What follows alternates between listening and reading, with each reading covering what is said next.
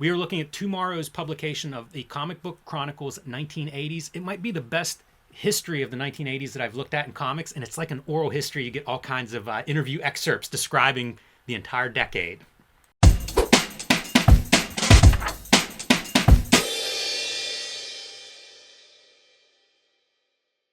Hello and welcome to your favorite YouTube channel, Cartoonist Kayfabe. My name is Jim Rugg. I'm Ed Piscor. Want to remind everybody we are on a quest for 100,000 subscribers, and we're getting closer, but we need your help. If you haven't subscribed already, please hit that icon below the video. It'll notify you whenever we start new videos, sometimes live streams. So you want to hit that, you want to subscribe, you want to know whenever we are going live. Also, there are Cartoonist Kayfabe Patreon levels. You can join at the link below this video. 3 different levels get you access to our videos early. In the case of the King Kayfabers, it'll get you access to all of our videos first because you sit in on the recording session. If we show off something that you need to add to your collection, you'll be the first one to grab it before it disappears from the aftermarket or goes up in price, something we call the Kayfabe effect. And finally, we are a daily comic book YouTube channel, over 1,700 videos in our catalog. You can search through that catalog on our YouTube homepage, search for your favorite creator, character, or comic book, and I promise you'll find some videos that you will love. All right, Ed, today we are looking at American Comic Book Chronicles. This is a Tomorrow's publication. Tomorrow's have published all kinds of comics about comics, or books about comics, magazines, all of this good stuff, a lot of eyes on history of comics. And this American Comic Book Chronicles, they do by the decade, going back to the 1940s. I have seen a couple of them, but this is the first one I actually broke down and bought, and it's amazing, all right? So it's full color and glossy. It basically goes chronologically through the decade of the 80s, a decade when I started reading comics, so that's the one that I started with here.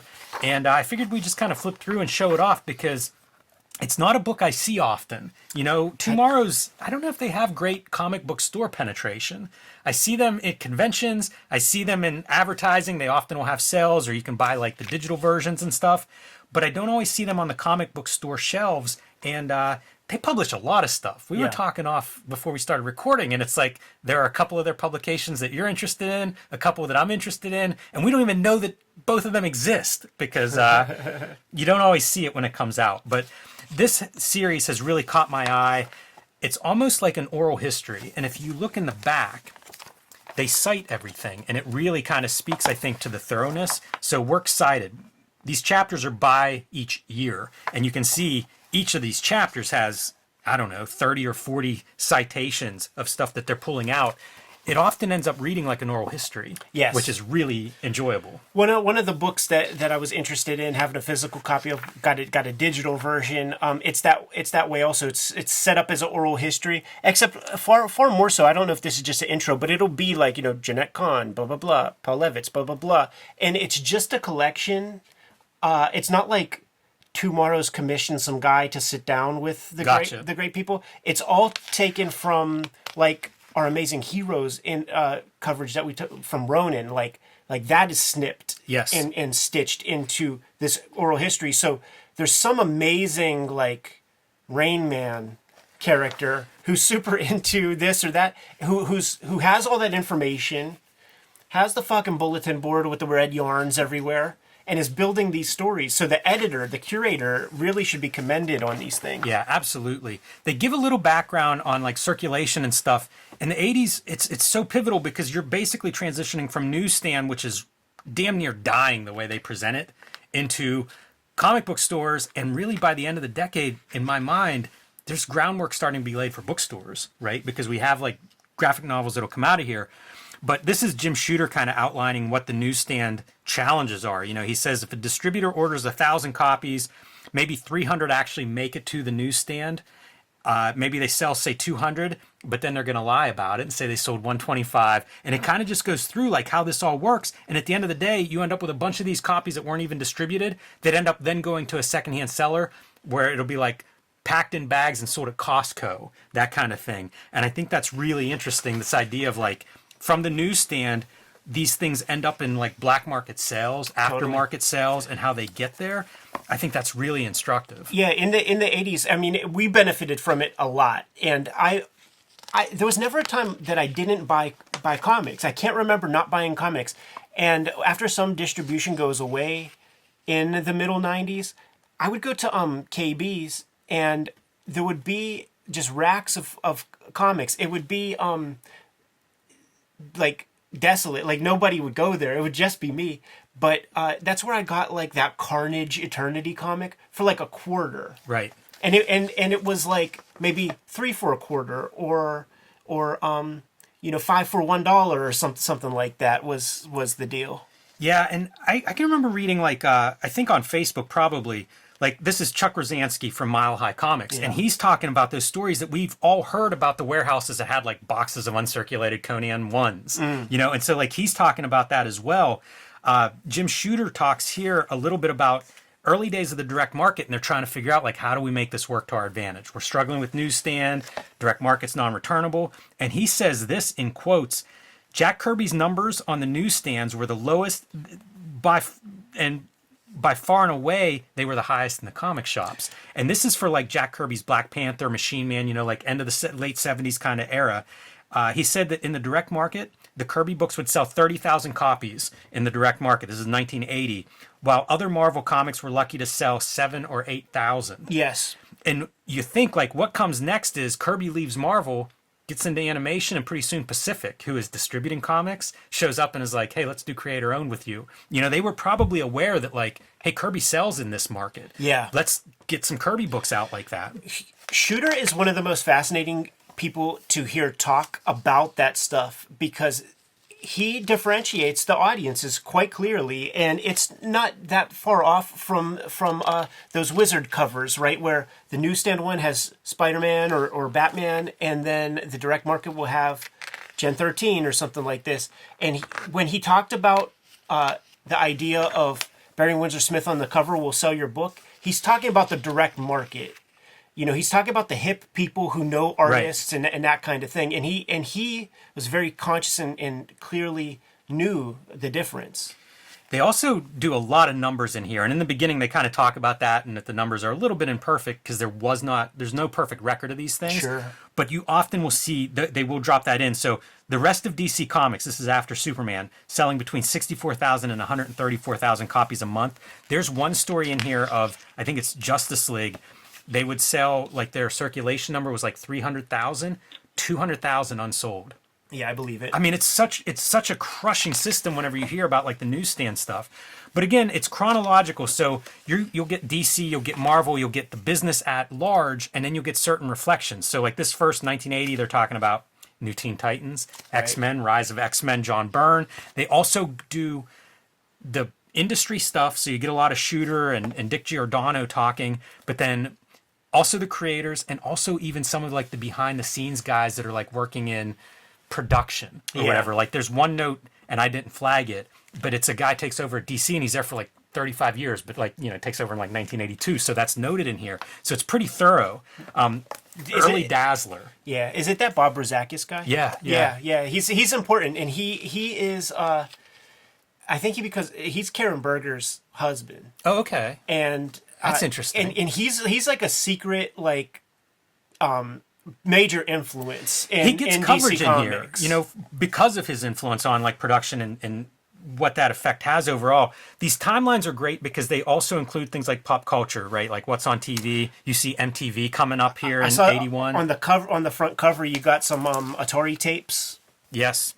Yeah, there's notes of, here we go. IBM introduces its personal computer with an operating system designed by Microsoft. Yep, that was so a big that's deal. April 24th, 1981. The greatest business move ever made for Microsoft, because they were commissioned by IBM, but they did a licensing deal and they didn't sell it. So that's the difference between jobber and entrepreneur, because once they licensed it, that meant that all the clone computers that were coming along could also license it. And then you get to be, the richest company ever. The Dazzler thing is important because that's of the direct market. Yeah, and it sells like 480,000 copies, I want to say. And they were doing, you would get royalties on sales of over 100,000. Oh, shit. So for them to do like 480,000, incredible paycheck. Yeah. For our artists. Those numbers are down a lot. I think it's after 50. You see Frank Miller here. So again, like, the important creators as they come along, or the book launches are covered, and it's fairly thorough. No, I think this is talking more of licensing. So we have Spider-Man and His Amazing Friends cartoons, but then conversely getting things like Raiders of the Lost Ark and Star Wars as a license for Marvel to do comics. Yeah, Shooter always said that Star Wars kept them alive for years, and then after that, G.I. Joe. And you see a ton of coverage of something like a Frank Miller Daredevil, a book that was on the verge of cancellation pretty much throughout its history. Miller drove it up to the second best-selling Marvel comic during his tenure on it, behind X-Men, of course. But again, these are the stuff that they talk about. Like, they cover, it's a weird spectrum. You know, like, I think if you're a comic book lover, you would love this kind of accounting. Yeah, and I mean, it feels like nothing feels weird to me yet. By the way, Byrne famously not getting along with Shooter at times, and leaves Captain America early because Shooter comes up with a mandate of single issue stories, and they had just launched part 1 of a 3-part story, so they were done at the end of that part 3. How about this? DC putting creators' names on the covers is noted in here. Oh, that's interesting. And this is that time too, like, where in the 80s, there were a lot of like nickel and dime anniversaries that happened, and we've done a lot of episodes where we would cover these things. I don't know if I have this one, but we did like Batman 500 or 400. Whenever they would have the 100th anniversary, they would hot shot it with a bunch of interesting talent. I'm still sitting on, I got a Wonder Woman that we could do, and I think I got a JLA. Yeah, I might have one or two that we could add to that pile. So these are a bunch of famous Detective Comics covers, and the production staffer, Bob LaRose, was allowed to sign the cover because in order to get these, he would have to set them up and shoot them at an angle that then they could drop the film in. Yeah. That's the same technique pretty much that Dave Sim uses in that Death of Alex Raymond, where like you see comic strips in weird perspectives, and my understanding is he would photograph them in those weird perspectives to make that accurate. Yeah. Fascinating story after fascinating story, and you know, you can kind of see them as like half a page is what you get coverage here of like royalties. Yeah, the previous page was Roy Thomas turning heel and going to a rival promotion. Yes. Yeah, and he'll get his comeuppance, I guess, once Crisis on Infinite Earth cuts out like the JSA books that he was doing, which, you know, again is covered in here. Well, Infinity Incorporated, right? Like get young Todd McFarlane on the hook. I love that. So this gets exciting. New Kids on the Comic Book block. We had started out. Wow. Joe Zabel, right? That's crazy. I had no idea he touched mainstream comics at all. Artist on Old American Splendor comics. This is Noble Comics. So how mainstream are they? You know what I mean? Like DC. It's a small indie startup. I see. That he comes up with. But, you know, they highlight like who's being published in 1980. In the beginning of the decade, it's Archie, Harvey, Charlton, Gold Key, Warren Publishing, and Whitman Comics. Whitman was packaging and selling their books in Kmart, Ed. You talk about getting books in Kmart. I bet you they were the people that opened up that door. And then all of these comics, except for Archie, pretty much go away in the 80s. It's so... when I was a kid, and you know, you're developing your knowledge, right? So in the 80s, I traded a kid. You could never come to my house and leave with the comics that you came to my house with. I'll give you anything. I'll give you a Ghostbuster toy. I'll give you some baseball cards, whatever. I got this. It was a World's Finest. Whitman was the company, not DC. That's weird. And there was a Captain Marvel story, but I knew him as Shazam. And it said Shazam on the cover, but on the inside of the comic, it was like Captain Marvel. And I didn't know what I was looking at. It's not a DC comic. It's Whitman. So strange. There's I know this character Shazam. My mom got the cup, you know, the glass from Pizza Hut. It says Shazam. And he calls him Shazam on the cover, but he's called Captain Marvel on the inside. And there's a talking tiger. Like, I'm like, what is comics? Like, I just don't understand. Dude, speaking of what is comics, Capital Comics now coming in, and you see how great is all of this. Steve Rude never bothered with sleeves. No. I love it. And then on the other side, guess who's coming back to comics? It's Kirby now with Pacific. 2 comic distributors who early on get into the game of like, hey, we know how the direct market works. Let's make some comics now. Yeah. I mean, it's natural evolution. Sad death of one of comics' greatest. Wally Wood dies here in 1981. And William Gaines is, gives the eulogy or whatever and calls him the greatest science fiction artist there ever was. Really sad, but again, it's a pretty comprehensive history of comics, at least American comics. So like you get all of this, notable passings, as well as new people that are entering the field. And again, with the timelines, G.I. Joe comics huge. coming onto the market, you know? That was fucking huge. At Discord here, going to have a solo art show with all the best Hip Hop Family Tree artwork at the 707 Gallery in downtown Pittsburgh from April 6th through the end of August. If you're going to be in town, make sure you swing through downtown Pittsburgh, check out that art show. I also have the Switchblade Shorties daily comic strip that I'm presenting to you on all of my social media platforms, and there's a dedicated webtoon where you can get the latest Switchblade Shorties comics. Hip Hop Family Tree Omnibus, 40% off on Amazon right now. X-Men Grand Design Trilogy trade paperback. 3 flavors of Red Room. Crypto Killers trade paperback. Trigger Warnings, and The Antisocial Network. Jimmy has Street Angel, Princess of Poverty. Street Angel, Deadliest Girl Alive. He's self-publishing some stuff. True Crime Funnies, Black and White Zine, and the 1986 Zine are available at his website, jimrugg.com. The Jim Rugg Hulk Grand Design is out of print in its Treasury Edition format, but it's coming to you soon in trade paperback. Now that we're done paying the bills, let's get back to the video. Captain Marvel graphic novel. Marvel starts experimenting with that graphic novel format. Marvel DC crossovers. It's pretty exciting to present it this way. You know, like you see the direct market just reinvigorates everything because they were dying on the newsstand. This is the big Paul Levitz story, the Great Darkness saga. Probably second or third trade paperback I own. Really? Still have it. Because it was cheap. At the time, but it has the complete Great Darkness saga. Has some Steve Lytle artwork in there, and it was pretty sweet because I knew Steve Lytle's art from covers for classic X-Men in like the late period, like the issues of the 40s and stuff. So it was cool to see him draw some actual comics. I think he had art in that one. Brian Bolin coming on with Camelot 3000, and then talk about Baxter paper and the idea of like making these more expensive editions that we can now sell because it's a bit of a discerning consumer in the direct market in this new market that's emerging. Yeah, real fascinating to think about. And I remember when I was getting into Bolland, it was actually Judge Dredd comics where I first met his artwork during the Cursed Earth saga, and then I got this like encyclopedia of artists and it had his bibliography, and the idea that he did 12 issues of a series and actually drew it all, it blew my mind. And then I got it and I'm like, but he's inked by like some other people at times. It's not the fastball because the first couple issues like he's probably on his game. The rest, they all look fine. They're great looking comics, but it's not him. How about that first spread? Yeah, dude. It's a lot of power there. G.I. Joe, when Shooter sold G.I. Joe, like he was promoted it at a conference with a bunch of shops, and the shops like rolled their eyes and stuff. And he gave it to them. It might even say in here, he gave it to them on a returnable basis, and still didn't get much orders for that first one.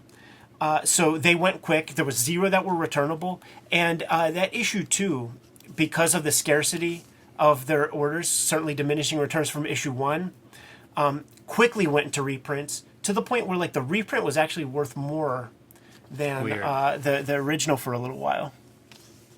Yeah, it's so interesting the licensing stuff with Marvel too, because I feel like when I start reading comics, licensings were sort of like, I don't know, loser books, bad books, and it's like that was a big part of like the Shooter Marvel era was the licensed books. Like he had some real hits from that stuff.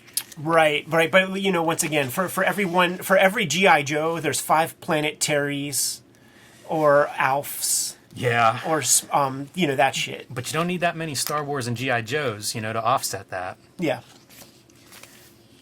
Once again, man, it's so much happens, dude. From Grendel on this side to Love and Rockets over here, like you can't disable the power on my label. Once that direct market opens up, it gets interesting quick.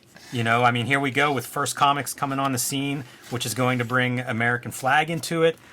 I was looking at this. Walt Simonson starts on Thor. Pretty widely regarded as the best Thor run, and I think people even feel that way compared to the Jack Kirby Thor run. Frank Miller's doing Ronin, and American Flag, Howard Chaykin. I think they're all sharing studio at this moment. Yeah. So imagine those conversations. Yeah, for sure. And then Starlin is there also, I believe. That is I can't imagine, to be a fly on the wall of the conversations those guys had. There's a sidebar coming up where they talk about Chaykin and Frank Miller doing away with the idea of like thought balloons, like where they just wanted to communicate via art and via dialogue. And I never think about it that much, but it's like DC then gets a policy of no thought balloons, you know, a decade later. Right. And it's like, does it trace back to these guys probably sitting around their studio with these ideas of how to do more sophisticated cartooning? How about that Elementals ad? I thought that looked pretty good. This thing goes through 2 different publishers before an issue is released, before they get to Kamiko, where the publishers like pop up and go out of business. Bill Willingham is like we're in a weird school that Bill Willingham is, dude, where these dudes that fuck around with the indies, with esoteric indies, because Elementals, that's a superhero comic, but like he has even more esoteric Fantagraphics books and stuff, but then will, you know, do his like mainstream works and stuff. There's very few guys like that, certainly from that time. He would be one, Eric Shanower would be one, and like very, very few others. I was laughing at the first comic stuff, because 89, like I was raised Catholic, 89, second grade, Holy Communion, you have a party for that. And my aunt got me a stack of first comics, and I never heard of it. And I was like, what is this generic bunch of comics? And it was also like probably the first comics of that day. So it's not Howard Chaykin, American Flag, but he did the covers. Right. And it's not Tim Truman on Grimjack, it was Tom Mandrake. But they quickly became like my favorite comics. And then it made me realize that I there's a lot about comics I didn't know. Like there's a lot of stuff out there that I had no clue was out there, because no direct market knowledge. Miller making his move to Ronin, and this is all Ronin coverage, all fascinating. Yeah. You know, we've covered that quite a bit on the channel for people at home. I might have to borrow this book off you, Jimmy. It's really impressive, man. It's just full of good stuff. I had to pull off my Thor artist edition because I don't have this issue, but I needed to look at it after reading this. I believe it. Here's I can't read your thoughts. Dialogue and absent narrators. You know, and it kind of talks about, really, it's Chaykin and Miller are the 2 guys that they talk about in this sidebar. And I love it. I love the idea that like these guys are not happy with just a big paycheck, but like, let's push it. Let's really try this stuff. Absolutely. Let's do innovative things. Yeah, Miller's always been 1984, man. You know, if we can have small indie publishers, we can self-publish. It's the same system. Right. And again, you kind of see like where things are. Madonna, like a Virgin video, premieres on MTV, you know, to kind of put this stuff in perspective. Transformers cartoon debuts. I think it's it's interesting for me to kind of like think of how this stuff fits in history. You know, like, oh, Terminator's coming out, you know, at the same time as like maybe Ronin's finishing up. You know, it's just something in my head, it kind of puts it all together. New Mutants, Bill Sienkiewicz, you got to cover it. You know, like this is comics that didn't look like anything else, and that's kind of what this book does. Miracle Man on its way here. Yeah, it really paints a picture of an exciting time in comics as a decade, and it makes me curious to like, I kind of want to read the 90s book of this. I bet you I can find this digitally, like these things digitally, dude, and I'll spread them to you.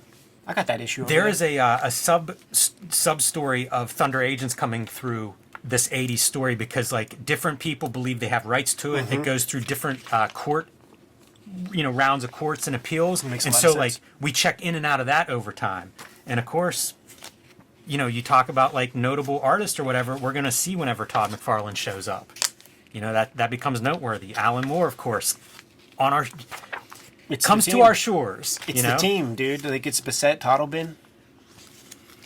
1985, Crisis on Infinite Earths, and that just changes DC completely. Like, we're going to see all the bunch of new number ones. Death of Chester Gould? It is. Dies the age of 84, so May 11th. What year? 85. I remember that. Really? I really do, man. Was that covered on, like, local news? It would be like Entertainment. It was Entertainment Tonight. It was Entertainment Tonight, and I was in preschool.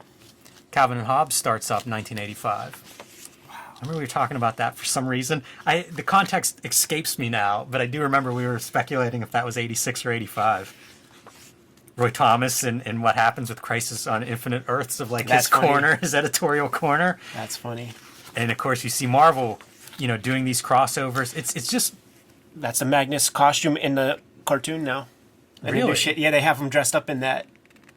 Oh man, maybe it should be X-Men 85. They go through that sequence there, yeah. They wrap up Marvel Team Up, you know, a Spider-Man book ostensibly, and replace it with Web of Spider-Man. We're not going to take Spider-Man off the stands, but we're just going to shift that book to a new book. Which, man, that feels kind of... I mean, I guess they had the reasons for probably a new number one, but the idea of Spider-Man and like putting over another character, it just seems wise. It does. That you just, why not just always have that? The long shot mention here, the big thing is the real star was its co-creator artist, Art Adams. 1000%. Exactly. And then My Canadians for Your Hulk. This is the story of Mike Mignola and Bill Mantlo are on Hulk. John Byrne on Alpha Flight. They switch creative teams. Kind of makes me want to track down the Mignola Alpha Flights. So, I don't know that we got to go through all of this, but it's such... Look, more Thunder Agents. Like every year it feels like something's coming up with that. I remember getting these at my hardware store.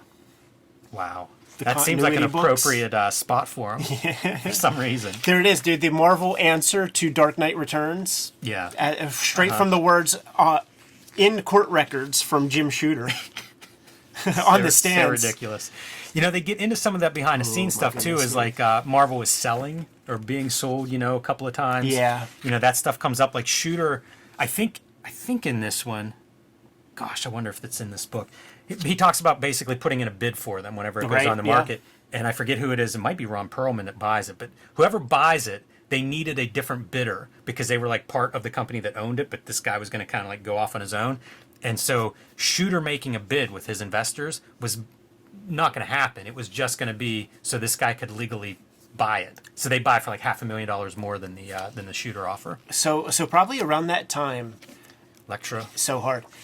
When I visited Claremont at his house, he told me that Chris Claremont and Frank Miller got together and they were going to pull money together. They needed somebody else. They went to Byrne to, because he was the only other guy. This is the bankruptcy time. This is the 90s. Who would have the dough. I don't remember exactly, but like they needed Byrne to put in the dough. And they were going to put in an offer to buy Marvel. What that shit went for was in the hundreds of millions, I think. Yeah. And they had like the teens or like a 2-digit in the millions that they were able to put together from just if the three of them would have gotten together with it, which lets you know how much money these motherfuckers had. Yeah, no doubt. That royalty thing maybe bit some of those their superiors in the ass a little bit. Gave these guys some real independence. Right. You know what? I wanted to point out something in the Elektra stuff because this was something I didn't know. When they moved it to Epic was sort of like, they didn't have a hit. Right. You know, they were maybe going to close down Epic, and they move Elektra there because like it's bonkers. You know, like it's R-rated, hard R-rated. They end up selling 2 million copies. It's a runaway bestseller. I never knew that. Me neither. I was always under the impression, like, we talked to Bill Sienkiewicz about it, and he's like, it was silent whenever the book came out. There was no response. Well, there was a response because it propped up Epic. You know, like, in a way, it kept Epic going and really kind of, like, gave it, bankrolled it in a way. But I was shocked. I've never heard that before. Yeah, me neither, man. But then you think about it, and it makes sense because you could find those issues. You could. One of the all-time great covers. Yeah. Elektra, people were hungry for Elektra. Like, Miller was so successful, so you can kind of see how it would work. But that's just not the story I ever hear. Right. I think the critical response was so like, I don't know what's happening, that became the story that I hear. How about just flipping through these pages where it's like, we go, Watchmen, Chaykin Shadow, that's the Art year. Spiegelman Mouse. That's the year, Birth man. issue of Miracle Man. And again, More of update that. us on Thunder. What's the Thunder Agent's court status in 1986? It is funny because I have like all these different things, and I always was conscious of the weird publishers and things, and just had no idea how that worked. Yeah, it's kind of an amazing. Oh my behind-the-scenes goodness, story. we're getting thorough. This is all your black and white boom. I always thought that the Adventurers was like illustrated version of their D&D campaign. EX Mutants with I always called it EX Mutants with Ron Lim. It's funny, just looking at that logo, it's like just E-mutants. Certainly from this distance. Make the swords a little bit bigger. How about Lone Wolf and Cub, dude? Some manga kind of going mainstream, or at least comic book store mainstream. Question I always had, man. These were called the movies were called Samurai Executioner, and they were here, but way before the comic in 1987. It was called Wolf and Baby in Frederick Schott's Manga, very literal translation. Was it some very, very smart person at First Comics who came up with the title Lone Wolf and Cub? Because that is one of the greatest titles this side of Teenage Mutant Ninja Turtles that comics has ever had, and it's persisted. I think they might have changed the movie titles to Lone Wolf and Cub now. Like if you get the Criterion collections or whatever, I think they are called Lone Wolf and Cub, and I think that might come from comics. That's amazing. So there you have it. Comic Book Chronicles. Oh man. See, this is my shit. I started collecting with this, man, and it's Max Allan Collins. See, I started like right about here is my first issue, and I faithfully fucked with these. And people hate these comics, but I don't. But is it because of my own fondness for like nostalgia from that time? That was that George Perez. You know what? I always thought this was 86 too, but I guess this was an 87. And you kind of see it here with like the Justice League, you know, getting a #1, Shazam, Flash. Like this is all the, I guess, post-crisis relaunch kind of books. You know, Doom Patrol, Question, Green Arrow. Like I got that Question. they really, I got this too. This had to be a big boost for DC, that post-crisis relaunch. I don't think I have this issue, and I want it real bad. Yeah. That's a great cover. It is. You know what's crazy is that the same fucking cover that they used for his issue of Comics Journal? I don't know about I think that. it is. That's crazy. Could be. Speaking of Comics Journal, here we have Shake Up at Marvel Comics. Jim Shooter is out. May 8th, 1987 issue of Comics Buyer Guide, front page story. Don Simpson cover, making him look like a big old Frankenstein. Pretty wild stuff. Klaus, baby. Klaus is such a fucking ruler, dude. How about at a glance, I was like, man, there's a lot of McFarlane coming out of this cover. Yeah, Mike Zeck was definitely influenced that they don't talk about very often. And McFarlane coming on to the Hulk. Martial Law, about the same time period. It's so neat to me to see this stuff. And Concrete, you know, to just like mash up all of this stuff that like, I have it, you know, in boxes, but you realize like, oh no, could have got those maybe the same trip to the comic book store. Right. Was Gladstone, did Steve Geppi have a hand in Gladstone? I don't know. This story is the Don Rosa coming on board. Or, but I don't know. You know what he would, like, I think, because this brand of comics came, like there was like albums and stuff, and maybe it was a thing called Diamond Comics, but he definitely published some Disney type stuff. We just had the Death of Jason Todd stuff. Tick making his appearance in here. This never came to Pittsburgh, I don't think, the TV show. And the Superboy comics, I remember seeing them, and it said like, you know, as seen on TV, and I'm like, when? I don't see no Superboy. Shooter's gone, so Byrne is back to bury the new universe. And kill us in the process, man. Ooh, McFarlane. How about that? Bringing back the proper costume. Silvestri. I cribbed that cover for X-Men Grand Design. It's unbelievable, you know, Jim Lee on our Punisher War Journal. Doing we have some surprints. Have an episode on that for people who are the Jim Lee fans, want to see his Marvel history there. I still associate him with that. Ooh, the Action Comics Weekly, Rob Liefeld, Hawk and Dove. Look at the wild, like the ink marks of the crates and stuff that he's throwing around. Well, that's Kessel, yeah. Alan Moore still going strong. V for Vendetta and Killing Joke. I think Brian Boland created that logo. That Killing Joke logo that's in there. I have these pulled as an episode. It's Todd McFarlane on the rails because it's Keith Giffen doing the writing. I'm quite sure, and we know that Keith Giffen lays out the comics. That's his writing process. So you get to see a controlled Todd McFarlane. Yeah, it's interesting. I think I have those as well. We have a video on Cosmic Odyssey, but again, I just love the idea that like, you know, look at that for a spread. You know, how this stuff fits together is kind of phenomenal. Batman, the Cult, the Bernie Wrightson doing Batman. There it is, your 900 number. Amazing. Kids are sadistic out there. Yeah. You had to kill him. Like, you couldn't do that and not kill him. Right?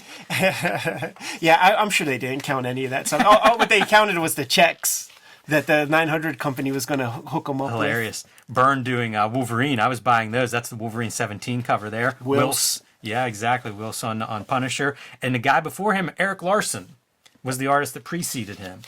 So I didn't see the shout out on there, but it should be there. Mobius coming and doing a little bit of Marvel service here with Silver Surfer. Just an incredible document. Jimmy, we're starting to fizzle as we get on. Oh my goodness.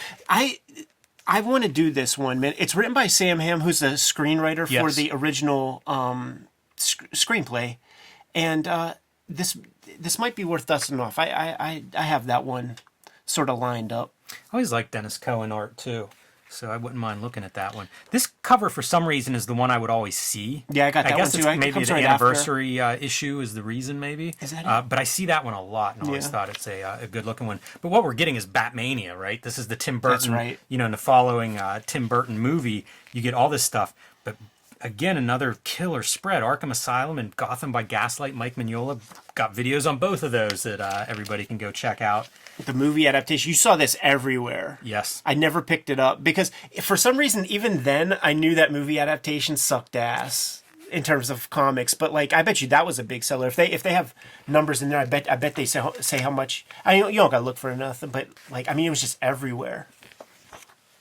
Yeah, that was such like that's around whenever I'm buying comics, and it felt like all the momentum from that movie you would see at the flea market dealers and people like that. Yeah. You know, it was just such a presence. Yeah, totally. Every store, like Hill's department store, and it's Pittsburgh, right? So it's black and gold everything, man. So one last bit of pop before we call it the end of the decade. Neil Gaiman's Sandman showing up. Talk about ending your decade in a very strong manner, laying the groundwork really for DC Comics. Grant Morrison on Doom Patrol. You know, like these are so 90s to me. Right. But the idea that, well, if you want to get technical, you know, they fall in the 89. Yeah, it's when the fastball comes. Oh yeah, Piranha Press. No, everybody forgets Piranha Press.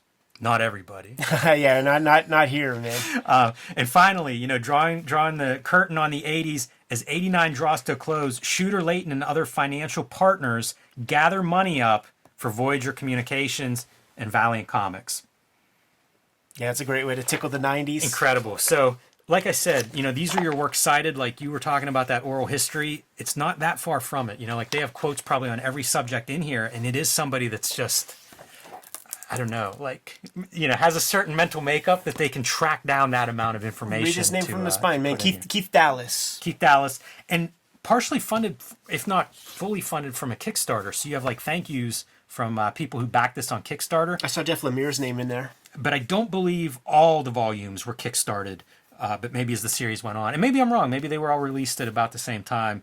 But it seems like this series started before Kickstarter was doing a lot of business, at least in my head. These are really good. They are, and the thing with Tomorrow's is, man, they all pack a wallet. Every book is fantastic. They need a graphic designer. They need to get a graphic designer on board who is up for the challenge to make this thing happen, because their books consistently on the cover don't look good. They don't look good, man. It's the 80s. Like, you need to use this real estate to show more of this with one big highlighting piece.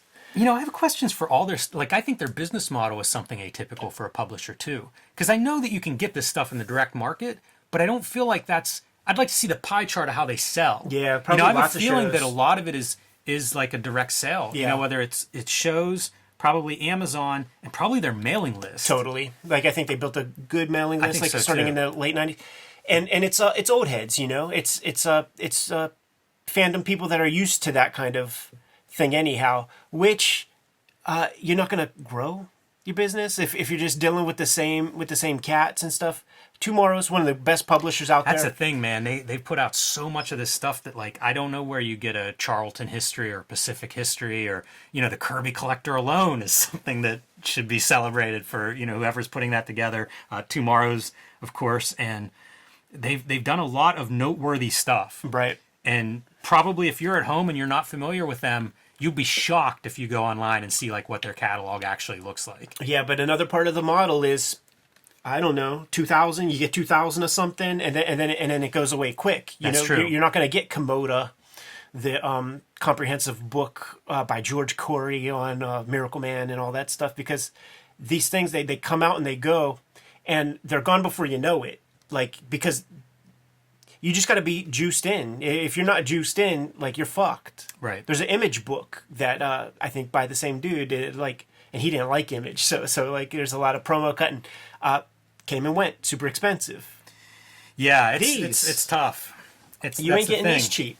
I think that with any time I see a book where it's like, if you really want to, like we live in that age, especially like a big color book, not just tomorrow's, but anybody, it's like you're taking a risk if you don't pick it up when you get a chance, because like print runs are small. Yeah, we all have very, very robust libraries. We all have, certainly yourself and myself, it is impossible if we devoted the rest of our lifetime to read all of our books at this point. But you have to scoop them up because you run the risk of just never being able to get your hands on them anymore. Yep. You know, I got a $600 a year budget on new artist editions at this point. Good to go? Yes. Kayfabers, like, follow, subscribe to the YouTube channel, hit the bell so that we can notify you when new videos are available. Jimmy and I are on the road to 100,000 subscribers, so if you have not done so yet and you enjoy our content, please subscribe to the channel. Helps us out a lot. We have a Patreon where the King Kayfabers on the Patreon get access to all the videos before anybody else, mitigates the kayfabe effect, and is another way to support the channel. Ultimately, however, our books are the way that we're able to keep bringing you these videos on the regular. Jimmy, please let the people know what you have out in the wild, man. Yeah, best thing to do for my latest comics is patreon.com/JimRugg. It's where I've been scanning and posting pages as I do my self-published stuff. In comic shops, you can find Street Angel, Princess of Poverty, and Street Angel, Deadliest Girl Alive. These are my two Street Angel collections. All the Street Angel comics are in these two books from Image, so you can get them wherever you get Image comics or books. The stuff I've been self-publishing, I'm selling on JimRugg.com. That's the 1986 zine, the BW zine, and True Crime Funnies, some nonfiction, a nonfiction anthology featuring 3 stories, including 2 wrestling stories in there. So you can find those on my website or on patreon.com/JimRugg. And the Hulk Grand Design, that nice oversized one, is out of print. However, a new trade paperback is coming out in May from Marvel, and you can pre-order that one now wherever you buy books, and I ask you to please do so because it lets Marvel know to keep these things in print. I'm going to have a solo art show here in Pittsburgh at the 707 Gallery, downtown Pittsburgh, beginning April 6th. It's going to be up through August, so if you are swinging through Pittsburgh, check it out. I don't think that there's any charge to check it out, and it's all of my best hip-hop family tree pieces presented to you as beautifully as we can possibly do it. So this is the daily strip that I've been working on for 2024, presenting it to you on all of our social media platforms. There's a webtoon platform and such. Stay tuned for news on this in the future, and I present material ahead of time on my own Patreon. Hip Hop Family Tree Omnibus. You might still be able to get it pretty cheap on Amazon. It was like 40% off fairly recently. Best book I made to date. Bunch of extra pages. If you got the original Hip Hop Family Tree, there's almost 200 pages worth of stuff in here that you haven't seen yet. The X-Men Grand Design Trilogy trade paperback is in the wild right now. We recently released Red Room Crypto Killers trade paperback. Contains 4 self-contained stories in the Red Room universe. There are 2 other Red Room trade paperbacks. Once again, each of these all contain self-contained stories, so you can start at any place, and if you dig the material, then by all means, check out another Red Room comic. Once again, the books are the most important way to support the Cartoonist Kayfabe channel. But there are some direct ways to support this YouTube channel. Jimmy, let the people know. You can subscribe to the Cartoonist Kayfabe e-newsletter at the links below this video. We'll keep you up to date on new releases and upcoming appearances. You can also buy Cartoonist Kayfabe t-shirts, merchandise, hats, mugs, stickers, and more at our spread shop. That link is also under this video. There you have it. All good ways to support the channel. Give them those marching orders, Jimmy, and we'll be on our way. Read more comics.